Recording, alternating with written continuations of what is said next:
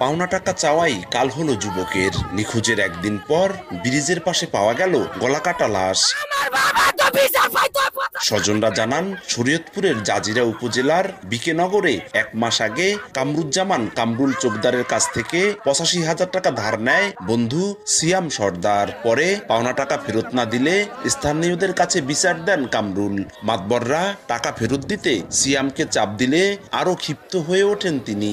হত্যাকাণ্ডের বিষয়ে স্বজনদের অভিযোগ, বুধবার সন্ধ্যায় পুরো টাকা দেওয়ার কথা বলে কামরুলকে বাড়ি থেকে ডেকে নিয়ে যায় কয়েকজন যুবক। রাতে বাড়ি না ফেরায় খোঁজাখুঁজি শুরু হয়। বৃহস্পতিবার সকালে মাদারীপুরের শিবচরের একটি ব্রিজের পাশে কামরুলের গলাকাটা লাশ দেখতে পান স্থানীয়রা। সিয়ামের অ্যাকাউন্টে টাকা নিয়ে বিচার হয়েছে মঙ্গলবার দিন, কইছে টাকা দিয়া দিব।